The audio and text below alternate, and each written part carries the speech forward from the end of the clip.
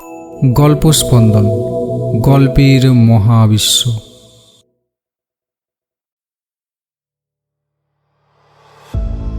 ভয় ভয় মানুষের আদিমতম অনুভূতি। কেউ ভয় পায় অন্ধকারে, কেউ একাকিত্বে।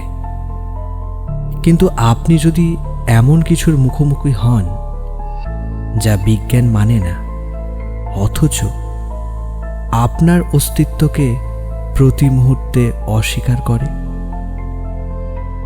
আজকের গল্প অন্ধকূপের শেষ হাহাকার।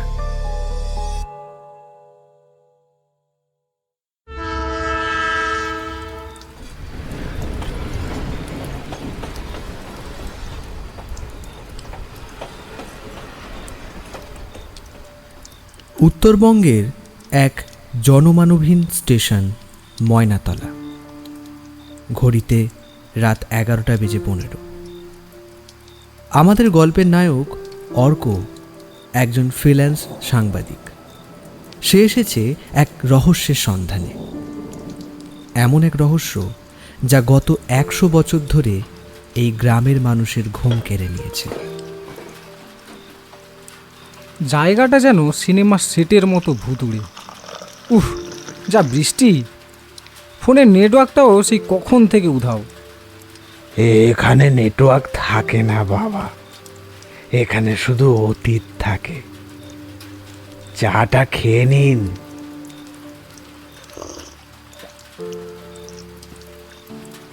কেন বলুন তো জেঠা, এই গ্রামটা কি অভিশপ্ত? অভিশপ্ত কিনা জানি না, তবে চৌধুরী কুঠি আজ পর্যন্ত কাউকে খালি হাতে ফিরতে দেয়নি। হয় মানুষ প্রাণ নিয়ে ফেরে না, আর না হয় তার ছায়াটা ওই বাড়িতেই ফেলে রেখে আসে। আপনি তো শহর থেকে এসেছেন, আপনাদের কাছে সব গল্প। কিন্তু মনে রাখবেন বাবা, রাতের অন্ধকারে যখন গাছেরা কথা বলে, তখন কান বন্ধ করে রাখতে হয়। আপনি ভয় দেখাচ্ছেন জেঠা? আমি কুঠিরের ভেতরে রাত কাটাবো বলেই এসেছি। তবে এই শিকলটা সাথে রাখুন, এটা পীর বাবার আস্তানা থেকে আনা।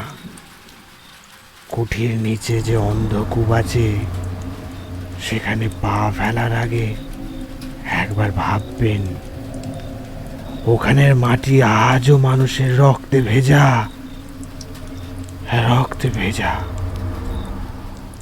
রক্তে ভেজা। তারপর টর্চের টিমটিমে আলোয় অর্ক এগোতে লাগলো।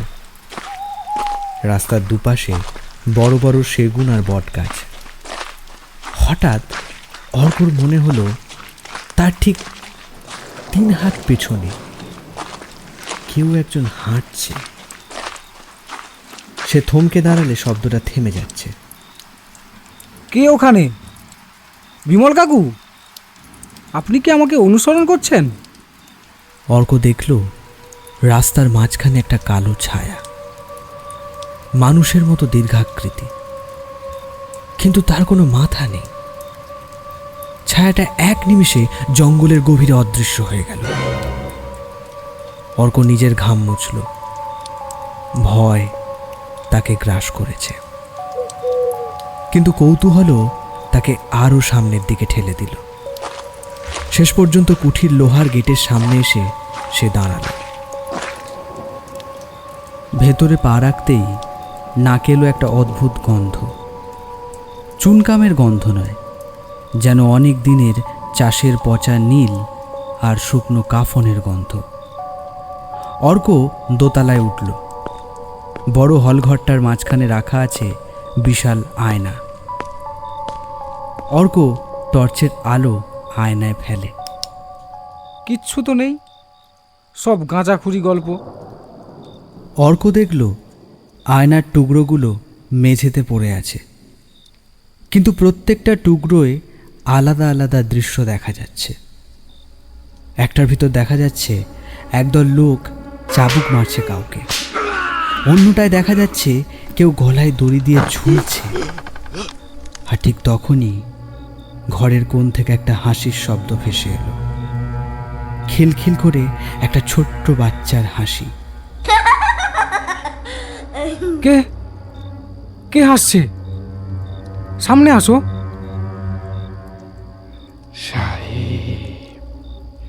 সাহেব আসছে, পালাও খোকা, পালাও।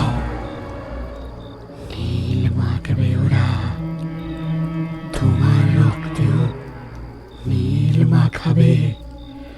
পালাও খোকা, পালাও, পালাও। অর্ক দেখল ঘরটা ধীরে ধীরে ছোট হয়ে আসছে, দেওয়ালগুলো যেন তার দিকে এগিয়ে আসছে। হঠাৎ সে পা পিছলে একটা গর্তের ভিতর পড়ে গেল। এটা সেই অন্ধকূপ, নিচে কোনো আলো নেই, শুধু হাড় হিম করা ঠান্ডা। অর্ক টর্চ জ্বালাতেই দেখল তার চারপাশের দেওয়ালে কয়েকশো মানুষের হাত করা পড়া কঙ্কাল আটকে আছে, আর মাঝখানে দাঁড়িয়ে আছে সেই দীর্ঘকায় নীলকর সাহেব। তার হাতে একটা বিশাল চাবুক, যা থেকে টপ টপ করে নীল রঙের রক্ত পড়ছে। You are late, reporter. I needed a new pen to write the history of this sailor. Your fingers will make a fine pen.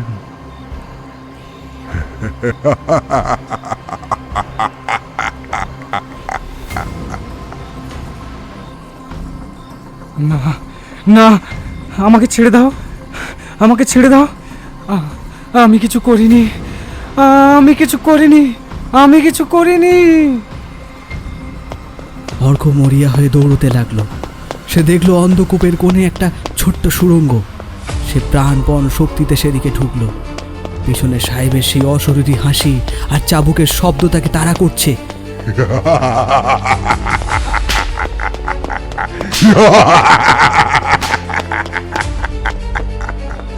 সুড়ঙ্গ দিয়ে বেরোনোর সময় সে অনুভব করলো শত শত কঙ্কালের হাত তার পাকে টেনে ধরছে।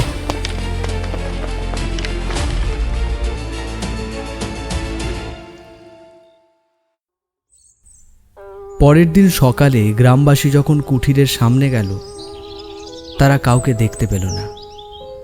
শুধু কুঠিরের দেওয়ালে একটা নতুন রক্তমাখা লেখা ফুটে উঠেছে, সাহেব আজও এইখানেই আছে। কয়েক মাস পরে অর্ককে পাওয়া গিয়েছিল স্টেশন থেকে 5 মাইল দূরে। তার শরীরটা বেঁচে আছে, কিন্তু তার দুহাতের সবকটা আঙুল কেউ যেন নিখুঁতভাবে কেটে নিয়ে গেছে। সে এখন ময়নাতলা স্টেশনের প্ল্যাটফর্মে বসে থাকে আর বিড়বিড় করে বলে, সাহেব সাহেব কলম চেয়েছিল, সাহেব কলম চেয়েছিল, সাহেব সাহেব কলম, সাহেব কলম নিয়ে নিয়েছে, সাহেব কলম নিয়ে নিয়েছে। শেষ হলো আজকের গল্প অন্ধকূপের শেষ হাহাকার। লেখক ক্ষিতীশ নাইয়া। গল্পের বিভিন্ন চরিত্রে ক্ষিতীশ এবং আমি দেবাশিস। সাউন্ড এবং পোস্টার ডিজাইনে রাহুল।